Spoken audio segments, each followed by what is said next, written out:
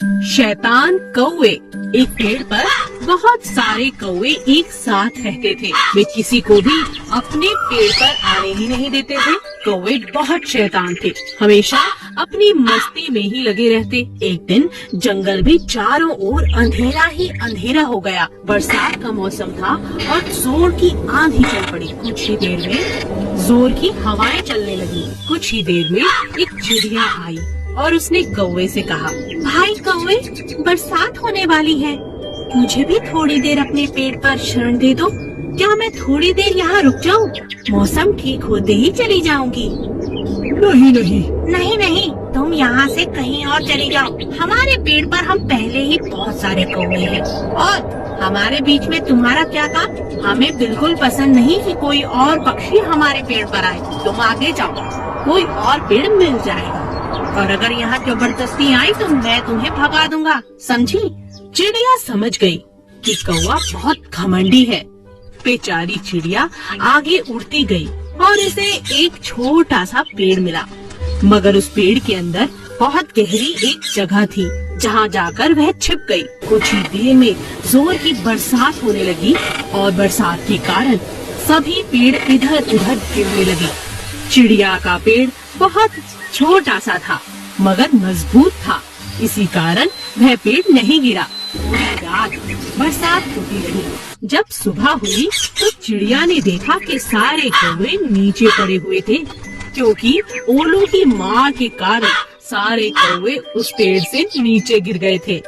एक कौवे ने चिड़िया को देखा और बोला, तुम यहाँ पर थी, तुम्हें कुछ नहीं हुआ? हमें देखो कितनी चोट आई है। आंधी और ओलों के कारण हमारा पेड़ गिर गया और हमें बहुत चोट आई है। भगवान ने मुझे सहारा दिया। भगवान के भरोसे ही मैं इस पेड़ पर रही, इसी कारण मैं आज भी जिंदा हूँ। मुझे तो एक खरोंच भी नहीं आई।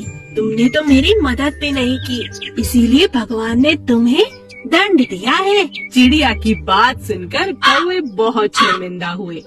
हमें माफ कर दो, आगे से हम भी बाकियों की मदद करेंगे।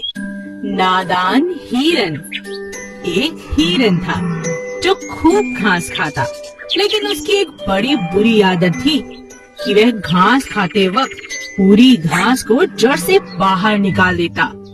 यह बात बाकी हिरन उसे समझाते। ये क्या कर रहे हो? कैसे घास खा रहे हो? पूरी जड़ से बाहर निकाल दी। ये गलत है, तुम चुप रहो। मुझे मत समझाओ। मैं जैसे चाहूँ वैसे अपनी घास खा सकता हूँ। मैं तुम्हें समझाना चाहता हूँ, अगर तुम ऐसे घास खराब करोगे तो इस घास को उगने में बहुत समय लगेगा। तुम्हें समझना होगा कि जड़ से नहीं निकालनी चाहिए। क्यों नहीं निकालनी चाहिए? तुम अपनी घास खाओ, मुझे परेशान मत करो। मगर हिरन कभी किसी की बात नहीं मानता। एक दिन शेर ने उसे घास खाते देखा तो हिरन शेर के डर से इधर उधर भागने लगा और बड़ी दूर तक भागता रहा। बहुत ज्यादा भागने के बाद उसे एक बड़ा सा झाड़ दिखाई दिया और वह उस झाड़ के पीछे जाकर छुप गया। हो, हो, हो। बेचारा हिरन बुरी तरह से थक चुका था। वहीं पास में दूसरा हिरन घास खा रहा था। तुम्हें क्या हुआ? तुम यहाँ कैसे और यूँ भागते हुए क्यों आ रहे हो? क्या बात है? वो शेर मेरा पीछा कर रहा था। बहुत मुश्किल से जान बचाकर यहाँ पहुँचा हूँ। अरे रास्ते में कहीं छुपने की जगह ही नहीं थी। सारी घास तुमने जड़ से निकाल बाहर फेंक दी। हाँ, तुम ठीक कहते थे। आज के बाद इस बात का ध्यान रखूंगा। मुझे माफ करो। और इस तरह हिरन को अपनी नादानी समझ आई और दोबारा उसने ऐसी गलती नहीं की।